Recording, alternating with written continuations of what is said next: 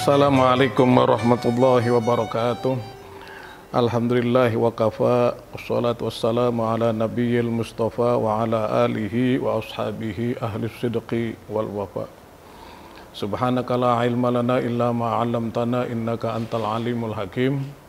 Wa la haula wa la quwwata illa billahil aliyyil azim. Amma ba'du, yang saya hormati seluruh sahabat Masjid Agung Al-Barkah, kita panjatkan puji syukur kepada Allah Subhanahu wa Ta'ala atas limpahan nikmatnya yang begitu banyak yang Allah berikan, sehingga dengan izinnya kita bisa bertemu kembali dalam kajian Masjid Agung Al-Barkah, dan semoga nikmat yang Allah berikan kepada kita ini dapat kita manfaatkan dengan sebaik-baiknya. Salawat teriring salam tercurahkan kepada Sayyidil Wujud wa Abduli Kullil Mawjud, Nabi Rahmah wa Syafi'il Ummah, Nabi Muhammad sallallahu alaihi wa alihi wasallam, beserta keluarga dan para sahabat serta pengikut-pengikut setia beliau hingga akhir zaman, dan semoga kita kelak akan mendapatkan syafaat dari beliau. Sahabat pemirsa Masjid Agung Al-Barkah yang saya hormati, pada kesempatan ini saya ingin menyampaikan wasiat Rasulullah sallallahu alaihi wa alihi wasallam kepada Sayyidina Aliin karramallahu wajhah, di mana wasiat itu berbunyi, ya Aliyu tamanna Jibrilu an ayyakuna min bani Adama li sab'i khisalin.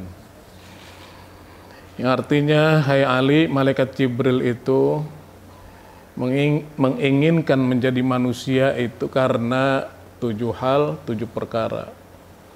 Jadi malaikat Jibril alaihi salam ingin menjadi manusia, ingin menjadi umat Muhammad sallallahu alaihi wasallam karena 7 hal.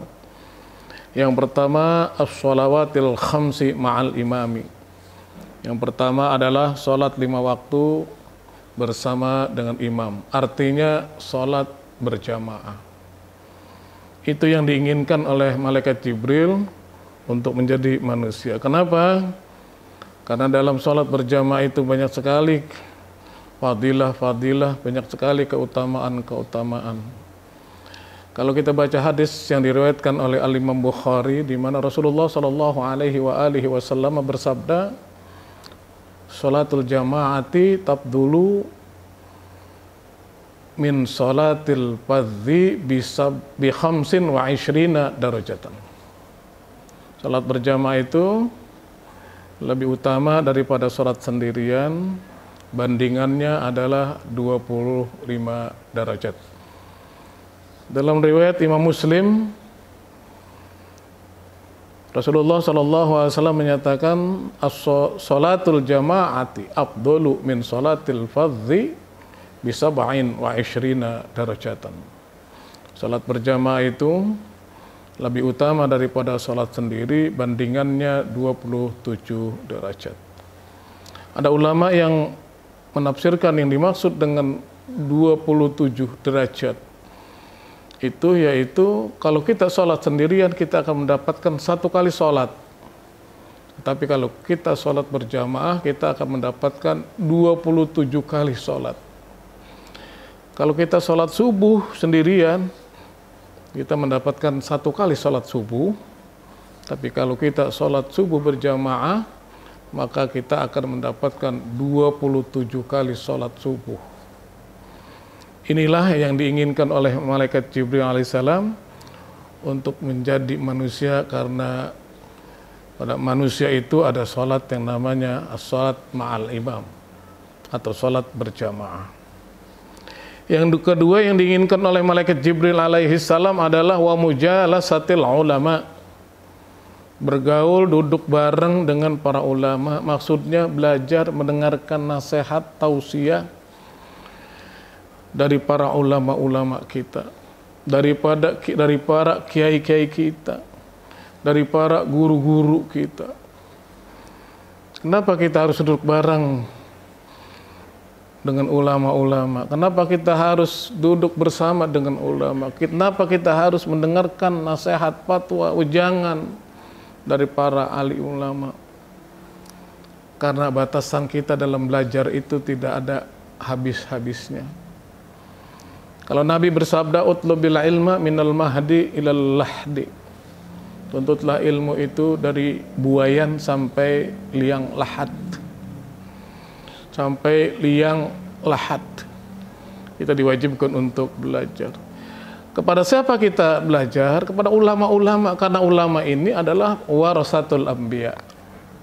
Bagaimana sabda Nabi, al-ulama warasatul anbiya. Para ulama adalah pewaris-pewaris Nabi. Fa innahum lam yurithu dinaran wala dirhaman wa innama warrasul ilma. Nabi tidak mengajarkan, tidak memberikan dinar dan dirham, tapi beliau itu memberikan ilmu pengetahuan. Maka karenanya mari kita belajar dengan sebaik-baiknya. Kita pahami, kita dalami agama ini, ilmu agama kita terutama. Jangan sampai kita ibadah tapi tidak kita pahami tentang ilmunya. Jangan sampai kita sebagai orang muslim tidak paham tentang tata cara kita beribadah kepada Allah Subhanahu wa taala. Kita bergaul, kita belajar, kita minta nasihat, minta pendapat daripada ulama-ulama. Karena ulama itu mendapatkan kedudukan yang sangat luar biasa di sisi Allah Subhanahu wa taala. Allah Subhanahu wa taala berfirman, "Innama yakhsyallaha min ibadihil ulama." Yang sesungguhnya yang hanya takut kepada Allah Subhanahu wa taala di antara hamba-hambanya adalah para ulama. Ulama yang bagaimana? Ulama ar-rasikhina fil ilmi, yaitu ulama-ulama yang dalam, yang mantap ilmu pengetahuannya. Bukan ulama-ulama asu, bukan ulama-ulama yang buruk, yang hanya menjual ayat-ayat Allah, menjual firman-firman Allah untuk kepentingan pribadinya, untuk kepentingan dirinya. Yang namanya ulama sejak hidup, pasti dia akan selalu dipanggil ulama, selalu dipanggil kiai, selalu dipanggil habib sampai meninggalnya. Tapi kalau pejabat, ketika dia menjabat dipanggil Pak Presiden, Pak Menteri, Pak Gubernur, Pak Bupati, Pak Wali Kota. Tetapi kalau sudah jabatannya berakhir, mereka sudah tidak dipanggil lagi dengan jabatan yang mereka sandang pada saat itu. Maka oleh karena itu muliakanlah para ulama-ulama kita.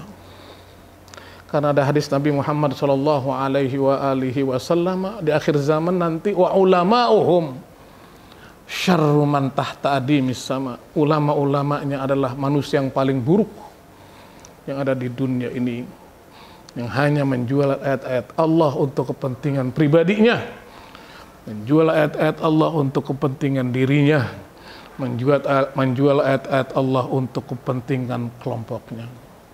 Sahabat Masjid Agung Al-Barkah yang saya hormati, yang ketiga adalah wa'iyadatil maridi.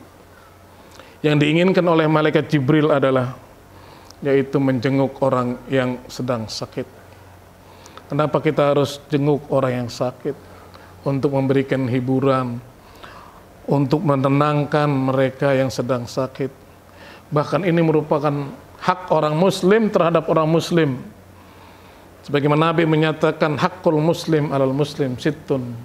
Hak orang muslim terhadap orang muslim itu ada 6. Salah satunya adalah jenguklah orang-orang sakit. Jenguklah orang-orang yang sedang menderita sakit. Kenapa? Karena dengan jengukan kita terhadap orang yang sakit itu akan memberikan obat tersendiri bagi mereka yang sedang sakit. Mereka merasa senang, yang sedang sakit merasa gembira, yang sedang sakit merasa enak karena dijenguk. Yang keempat adalah watasyi'il janazah. Jibril menginginkan menjadi manusia karena watasyi'il janazati, yaitu di dalam umat Muhammad itu ada orang yang meninggal yang dihantarkan jenazahnya sampai ke liang kubur. Orang yang meninggal dunia dimandikan, dikafankan, disolatkan, dan dihantarkan ke kuburan. Ada satu hadis yang diriwayatkan oleh Imam Muslim, di mana Rasulullah SAW menyatakan, man shalla ala janazatin falahu qiratun. Orang yang mensolatkan jenazah orang yang sudah meninggal dunia maka akan mendapatkan pahala 1 qirat. Wa manittaba'aha hatta tudu'a fil qabri qiratani. Orang yang menghantarkan jenazah sampai ke kuburannya akan mendapatkan pahala 2 qirat. Lalu Abu Hurairah radhiyallahu an bertanya kepada Nabi, "Wa mal qirat?" Apa itu yang namanya qirat? Rasulullah sallallahu alaihi wasallam bersabda, "Mithlu jabali Uhudin." Pahalanya sama 1 qirat itu 1 gunung Uhud. Artinya kalau kita mensolatkan jenazah lalu kita menghantarkan jenazah itu ke kuburnya, kita akan mendapatkan 2 qirat. Kita akan mendapatkan sama besarnya pahala dengan 2 gunung Uhud. Sebagaimana informasi yang kita dapatkan saat gunung Uhud itu panjangnya saja 7 km. 7 km. Kalau kita mensolatkan jenazah lalu menghantarkan jenazah ke makbarahnya, ke kuburnya, maka kita akan mendapatkan 2 gunung Uhud sepanjang 14 km. Sahabat Masjid Agung Al-Barkah yang saya hormati dan saya muliakan, yang keempat adalah wasaqil ma, yaitu memberikan minum kepada orang yang kehausan. Artinya memberikan bantuan kepada orang-orang yang sedang susah, berikan bantuan kepada orang-orang yang membutuhkannya, berikan bantuan kepada orang-orang kalau kita mampu memberikan bantuan itu. Kenapa? Karena setiap